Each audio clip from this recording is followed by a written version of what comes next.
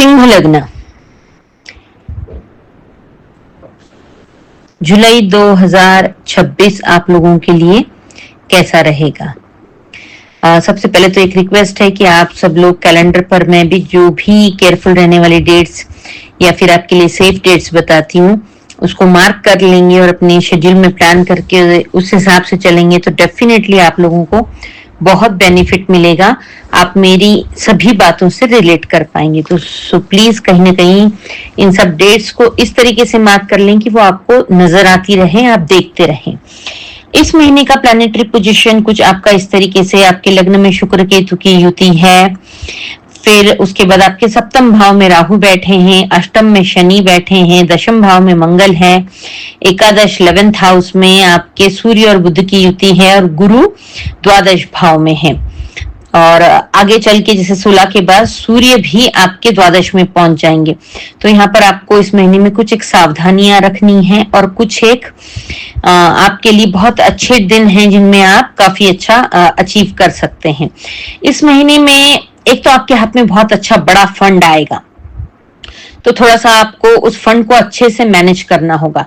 क्या होता है, सिंह लग्न वाले ना थोड़े से क्यों, ये लोग थोड़े डोमिनेटिंग तो होते ही हैं, बहुत ज्यादा इगोस्टिक होते हैं। ये सूर्य की राशि कहलाती है। आपके लग्न के लॉर्ड जो हैं वो सूर्य है, सन। और सन का जो नेचर होता है ना कि सन सभी 9 ग्रहों में राजा होते हैं। तो आपका राजा की तरह ही आपकी सोच, आपका रहन सहन, आपकी चाल ढाल, आपकी बोलचाल सब कुछ वैसा ही होता है। सिंह लग्न वाले लोग कभी भी किसी के अंडर काम करना पसंद नहीं करते हैं, नौकरी तो बिल्कुल ही नहीं करते हैं लोग, और अगर करते भी हैं तो बहुत ही टॉप पोजीशन पे करते होंगे। तो ये इस महीने में आपका ये स्वभाव जो है, मैंने अभी पूरा बताया है, आपके लग्न का विश्लेषण किया है कि आप कैसे होते हैं, वो आपको समय समय पर अलग अलग डेट्स पर खुद को देखने को मिलेगा। तो आप इस चीज को सेल्फ एनालिसिस जरूर कीजिएगा सिंह लग्न वाले। आई एम रिक्वेस्टिंग यू, और मुझे कमेंट में भी बताइए ऐसा है या नहीं, तो आप इस चीज से रिलेट करते हैं या नहीं करते हैं, राइट। तो इस महीने में आपके हाथ में बहुत बड़ा मनी फ्लो आएगा, उसको आपको एक तो मैनेज करना होगा। मतलब शेयर मार्केट वगैरह में मत चले जाइए आप, खास तौर से जो इंट्राडे ट्रेडिंग करते हैं, पेनी शेयर्स में जो लोग अपनी किस्मत आजमाते हैं, वहां आपको बहुत ज्यादा नुकसान हो सकता है। तो उसको छोड़ के आप लॉन्ग टर्म कुछ इन्वेस्ट कीजिए, आपको डेफिनेटली बहुत बेनिफिट मिलेगा। और प्लस इस महीने में आपको जो है ना अपने बच्चों के साथ बहुत अच्छा बिहेवियर रखना होगा, बिल्कुल भी आर्गुमेंट नहीं करना है, बहस नहीं करना है। मे बी उनकी द्वारा की गई चीजें आपके समझ में नहीं आती होंगी, but let them do their work. हर बार दखल अंदाजी करना जरूरी नहीं होता है, कुछ चीजें हमें समय के हिसाब से बाद में समझ में आती है। ये बात मेरी सुनने में थोड़ी अटपटी आपको जरूर लग रही होगी कि ऐसे कैसे मैम कह रही हैं कि बच्चे जो चाहे वो करने दें, ऐसी बात नहीं है।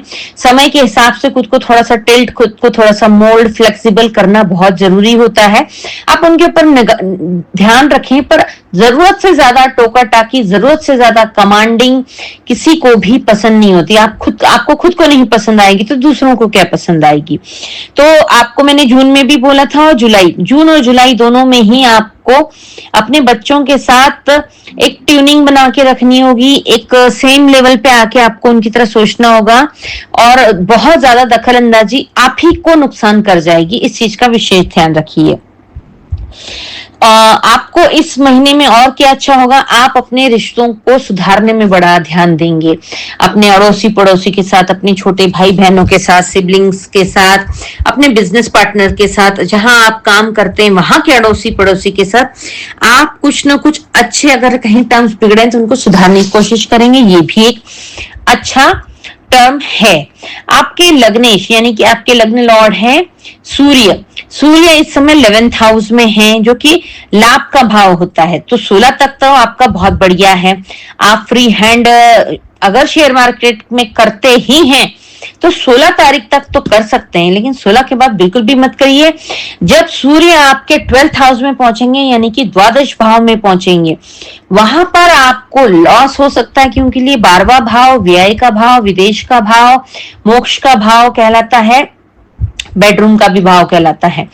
तो आपको अपने स्पाउस के साथ भी बड़ा अंडरस्टैंडिंग बना के चलना होगा। 16 तारीख के बाद उनसे भी बहस आर्गुमेंट ना करें।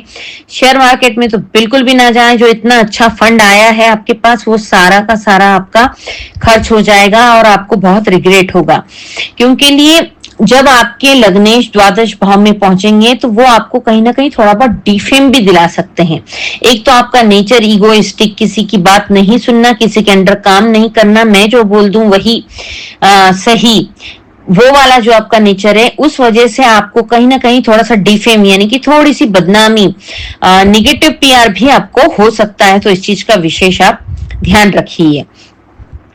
17 जुलाई से सूर्य और गुरु की युति हो रही है। मैंने जैसे बताया जुपिटर आपके 12th हाउस में ही बैठे हैं, सूर्य और गुरु की युति हो रही है। तो आप अपना पैसा संभाल के रखें और अपने नाम को संभाल के रखें। ये दो चीजें आपके लिए विशेषकर हिदायत दी जाती है।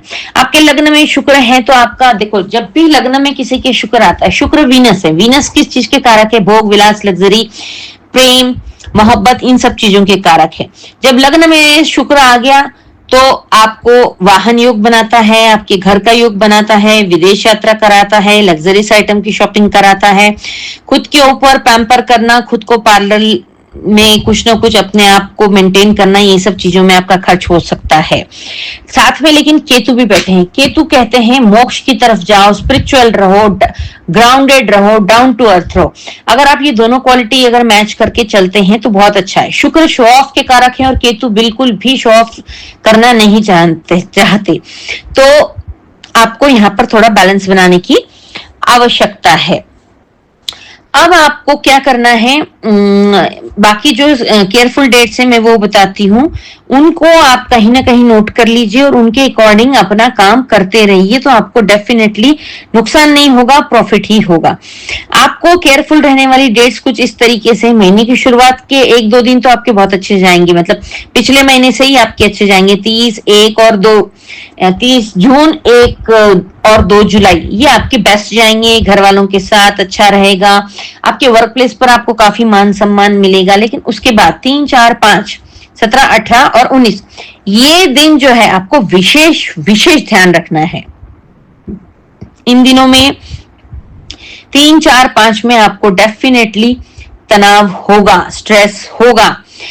तो अपने ईगोइस्टिक नेचर को थोड़ा सा ग्राउंडेड करें, आप थोड़ा सा डाउन टू अर्थ हो जाएं, तो आपका तनाव थोड़ा कम होगा। प्लस महादेव की शरण में रहे, महादेव के ऊपर जलाभिषेक करें, मेडिटेशन करें, इससे आपको बहुत बहुत हेल्प मिलेगी। इसके बाद 6, 7, 8, 9 मतलब 6 से लेके 16 तक तो ओवरऑल आपके लिए अच्छा ही है। आपके करियर में ग्रोथ नजर आती है, जॉब करते हैं, बिजनेस करते हैं, शेयर मार्केट में, रियल एस्टेट में है, किसी भी फील्ड में आप अपना जीवन यापन करने के लिए जो भी काम करते हैं उस काम में आपको काफी अच्छी ग्रोथ नजर आएगी, काफी अच्छा आपका नेम फेम भी होता नजर आएगा। कुछ ट्रैवलिंग भी होगी आपकी, काम से रिलेटेड भी हो सकती है, स्पिरिचुअल भी हो सकती है, खुद को पैम्पर करने के लिए फैमिली मेंबर्स के साथ भी हो सकती है, अपने स्पाउस के साथ हो सकती है, रिलेशनशिप में है तो अपने पार्टनर के साथ भी हो सकती है।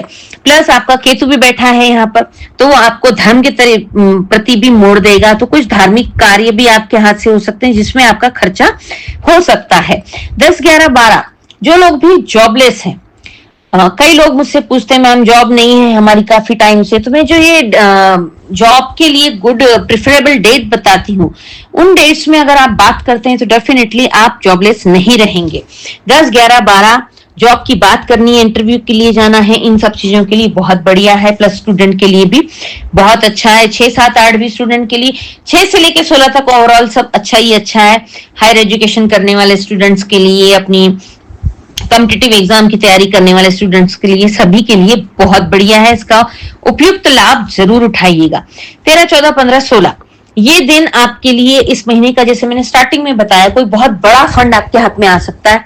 ये आपके लिए जैकपॉट की तरह साबित हो सकते हैं, आपके हाथ में बहुत अच्छा मनी फ्लो आ सकता है।